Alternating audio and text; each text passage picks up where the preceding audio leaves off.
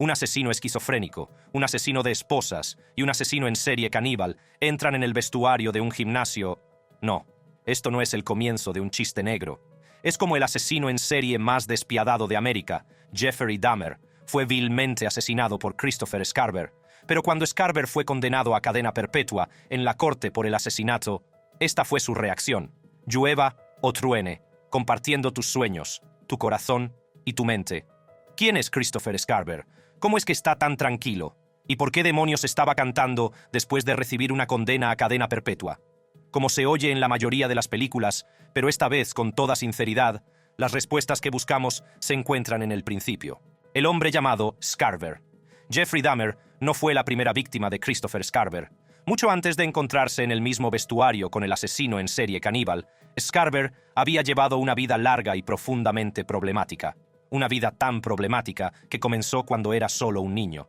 Christopher Scarver nació el 6 de julio de 1969 en Wisconsin, el mismo estado en el que nació Jeffrey Dahmer. Era el segundo de 5 hermanos y fue criado por una madre soltera. Wisconsin, madre soltera, 5 hijos.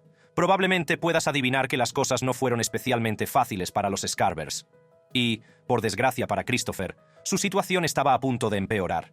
Cuando estaba en décimo curso, el joven Scarver abandonó los estudios. Se había hecho adicto a la marihuana y al alcohol, y las cosas se pusieron tan mal para él que llegaron a un punto de ebullición en su casa y su madre se vio obligada a echarlo a la calle. Si la vida ya era mala para el joven, estaba a punto de empeorar. El primer crimen de Scarver. Christopher Scarver apenas era un adulto cuando su madre le echó de casa.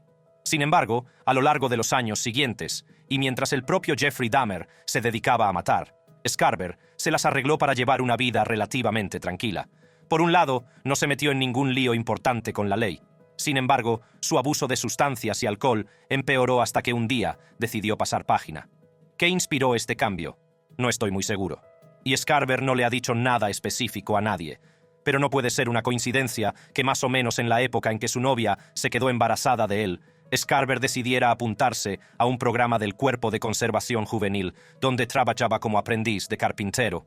Las cosas fueron bien al principio, y Scarver era lo bastante diligente como para que el supervisor de entonces le prometiera que le contrataría a tiempo completo.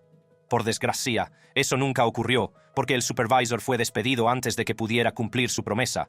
Ante este revés, Scarver volvió a recaer en sus antiguas adicciones, su esquizofrenia empeoró, y llegó a un punto en el que empezó a oír lo que estaba convencido era la voz de Dios, que afirmaba que él era el elegido. El 1 de junio de 1990, un Scarver desquiciado visitó el programa de formación y exigió el dinero que, según él, le debían. También encontró al nuevo supervisor y al director de turno. Scarver sacó una pistola y apuntó al nuevo supervisor, exigiéndole dinero, pero el supervisor le dio $15.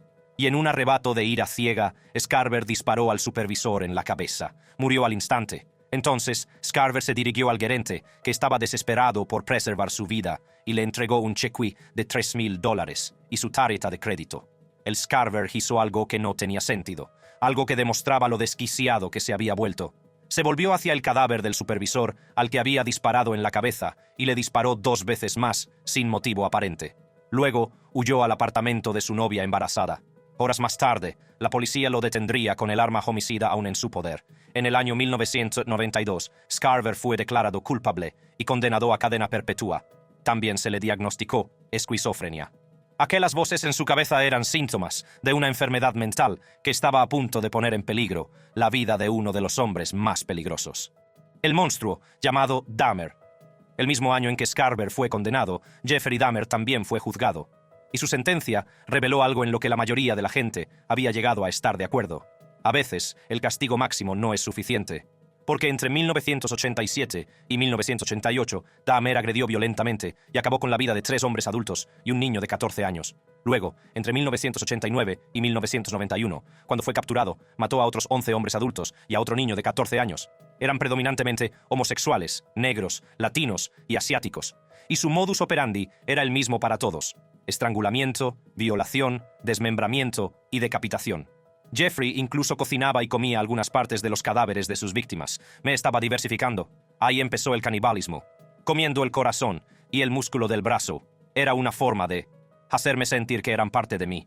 Y como habrán adivinado a estas alturas, esta violación de sus víctimas afectó grandemente las vidas de las familias de sus víctimas. En la corte, algunos estaban compuestos y rotos. Me gustaría decirle a Jeffrey Dahmer que no sabes el dolor, el daño, la pérdida y el estado mental en el que has puesto a nuestra familia.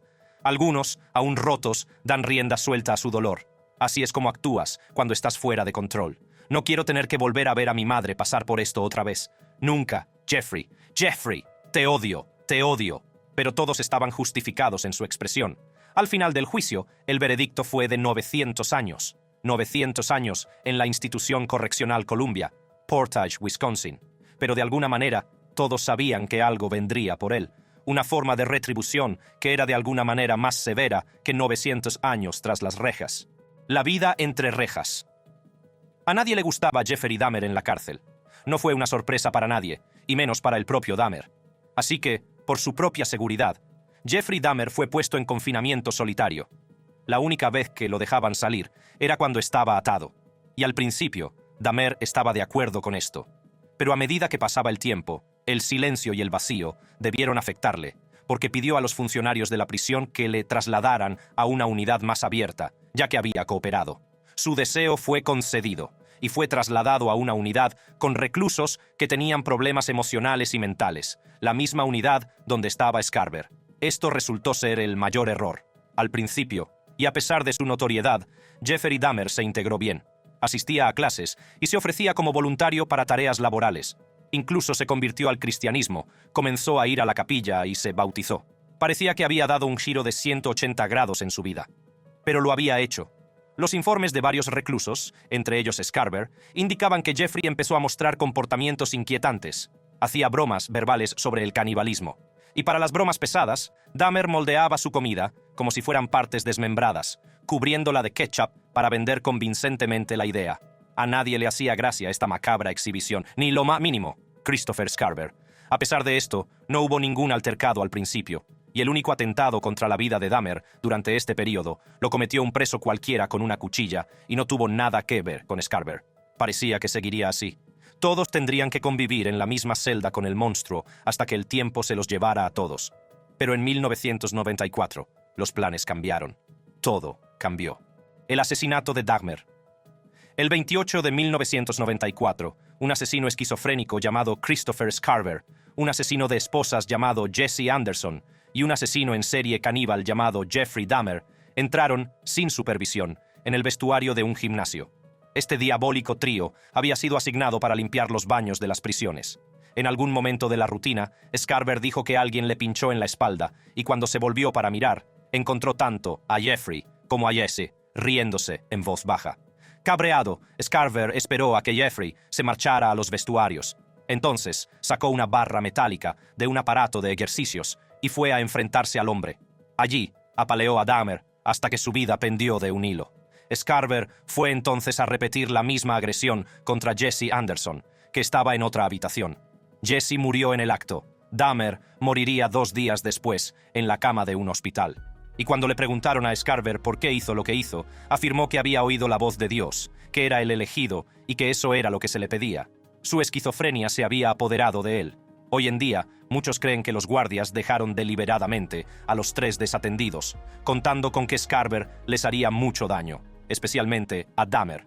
No hay pruebas que lo demuestren. Pero de nuevo, a nadie le importó. Mucha gente estaba más que dispuesta a volverse religiosa y aceptarlo como la retribución por la que habían rezado en silencio. Puede que Scarver no se lo esperara, pero ahora era una especie de héroe nacional no oficial. Finalmente, el caso fue llevado ante un tribunal, fuera del tribunal de la opinión pública.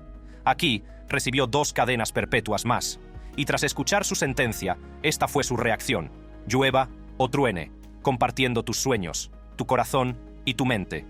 Christopher Scarver no mostró remordimientos, pero nadie esperaba que tuviera remordimientos. A los ojos de la mayoría, si no de todos, le había hecho un favor al mundo, y de una manera muy inusual, le estaban agradecidos. ¿Dónde está Scarver hoy? En la actualidad, Scarver sigue entre rejas, activo y viviendo una vida plena. Según fuentes de la prisión de seguridad media de Wisconsin, en la que está recluido, Scarver ha autopublicado poesía, ha escrito canciones, composiciones musicales, relatos cortos y propuestas de política penitenciaria. También crea obras de arte originales. Sin embargo, la cualidad más redentora de la condena de Scarver, tras la de Dahmer, es la relación con su hijo, Chris Scarver. Chris era todavía un bebé cuando su padre recibió su primera condena, y sin una figura paterna en su vida, el joven Scarver se sintió perdido. Y cuando su padre mató a Jeffrey, se llenó de resentimiento. En su punto más bajo, decidió escribir a su padre y desahogarse. El mayor de los Scarver le respondió con un consejo que no ha abandonado a Chris hasta el día de hoy. Los tiempos difíciles no duran. La gente dura sí, y tú eres el chico más duro que conozco.